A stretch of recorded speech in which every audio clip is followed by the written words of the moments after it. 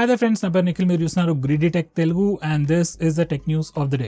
వీడియోని తప్పకుండా లైక్ లేదా డిస్లైక్ కొట్టండి, అప్పుడే నేను నెక్స్ట్ వీడియో చేస్తాను, లేకపోతే అస్సలు చేయను. సో లైక్ కొట్టండి, డిస్లైక్ కొట్టండి అండ్ సబ్స్క్రైబ్ చేసుకోకపోతే ఛానల్ని తప్పకుండా సబ్స్క్రైబ్ చేసుకోండి.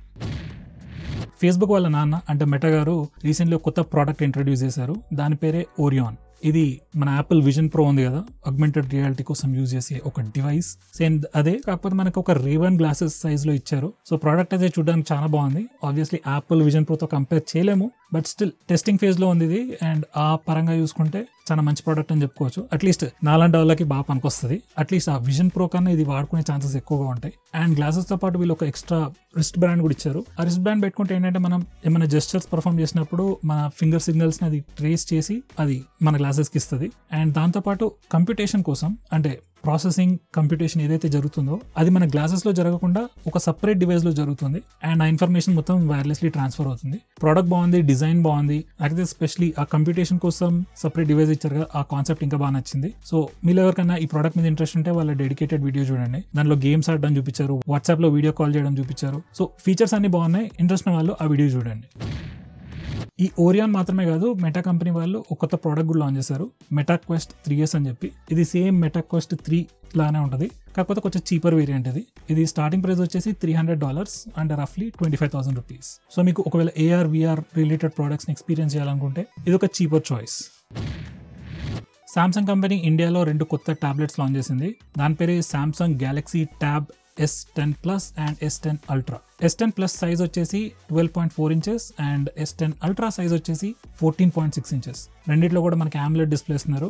అండ్ ప్రీవియస్ టాబ్లెట్ తో కంపేర్ చేస్తే ఈసారి డైమెన్సిటీ ప్రాసెసర్ ఇస్తున్నారు, డైమెన్సిటీ 9300+. అది తెలుసు, డైమెన్సిటీ ప్రాసెసర్ పర్ఫార్మెన్స్ బాగుంటుంది, AnTuTu బెంచ్ మార్క్ స్కోర్స్ ఇవన్నీ బాగున్నాయి. కానీ ఎందుకో పర్ఫార్మెన్స్ ఏదంటే కొంచెం స్నాప్డ్రాగన్ మనకు కొంచెం మోర్ రిలయబుల్ లాగా ఉంది. సో ఎనీవే, ఈ ప్రాసెసర్ వస్తుంది. మిగతా స్పెసిఫికేషన్స్ అన్ని కూడా బాగానే ఉన్నాయి. S10 Plus స్టార్టింగ్ ప్రైస్ వచ్చేసి 91,000 rupees and S10 Ultra starting price వచ్చేసి 1,09,000 రూపీస్. 2 టాబ్లెట్స్కి కూడా 15,000 రూపీస్ ఇన్స్టెంట్ డిస్కౌంట్ ఇస్తున్నారు. అండ్ ప్రీ బుక్ చేసుకుంటే 34,000 రూపీస్ వరకు యాడెడ్ బెనిఫిట్స్ కూడా ఉన్నాయి. సో ఇంట్రెస్ట్ ఉన్న వాళ్ళు తప్పకుండా తీసుకోవచ్చు. నాకైతే S10 Ultra బాగా నచ్చింది. మీలో ఎవరైనా గిఫ్ట్ చేయాలనుకుంటే కమెంట్ చేయండి, నేను ఇమీడియట్గా మీకు రెస్పాండ్ అవుతాను. సామ్సంగ్ వాళ్ళు ఒక కొత్త ఫోన్ కూడా లాంచ్ చేశారు. దాని పేరే Samsung Galaxy S24 FE.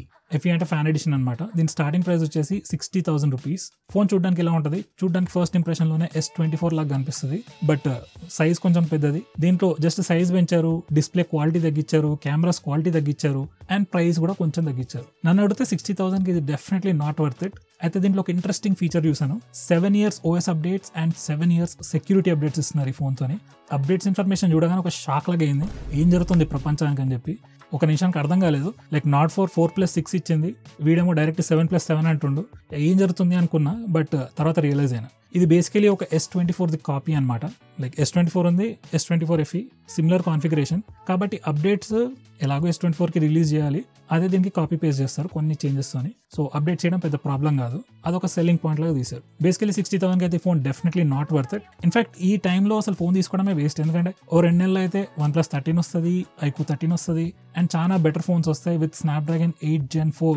So ఇప్పుడు కొనడం బ్యాడ్ ఐడియా, బట్ స్టిల్ 60,000కి అయితే డెఫినెట్లీ వర్త్ కాదు ఇది. అండ్ మీకు 60,000కి సామ్సంగ్ ఫోనే కావాలి అనుకుంటే ఇది వదిలేసి S24 లేదా S24 Plus ఈ రెండిట్లో ఏదైనా తీసుకోవచ్చు. ఈ ఫోన్ కన్నా బెటర్ ఫీచర్స్ ఉన్నాయి దాంట్లో, better display and better cameras. మీదే అన్ని సేమ్. ఈ ఫోన్ గురించి మీరు ఏమనుకుంటున్నారో వీడియో కింద కమెంట్ చేసి చెప్పండి. బై ద వే, ఒక 30-40 వేలకు వస్తే తీసుకోవచ్చు.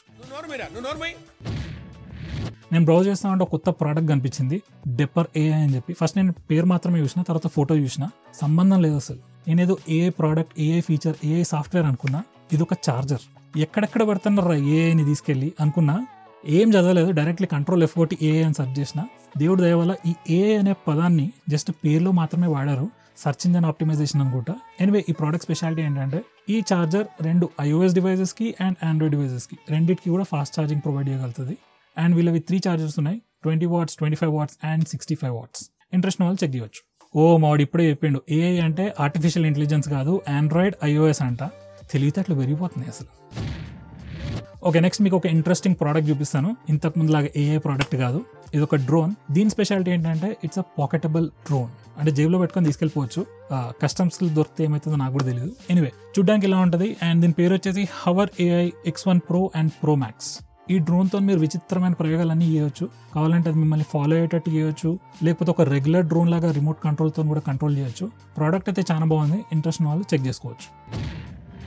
మనందరికీ ఫిల్మ్ స్టూడియో అంటే రామోజీ ఫిల్మ్ సిటీ అని తెలుసు, అది చాలా పెద్దగా ఉంటుందని తెలుసు. కానీ ప్రపంచంలోనే అతిపెద్ద ఫిల్మ్ స్టూడియో ఏదో తెలుసా?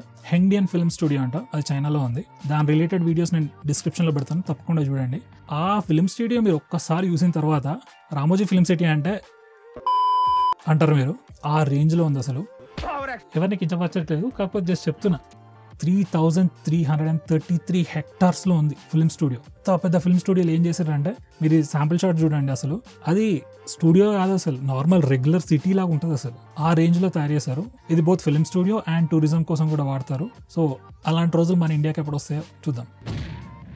So friends, that's it for this video. Video కనుక నచ్చినట్టయితే తప్పకుండా లైక్ లేదా డిస్లైక్ కొట్టండి. ఏదైనా పర్లేదు, 10, 20 లేకపోతే నేను నెక్స్ట్ వీడియో చేయను, గుర్తుపెట్టుకోండి. తప్పకుండా లైక్ కొట్టండి.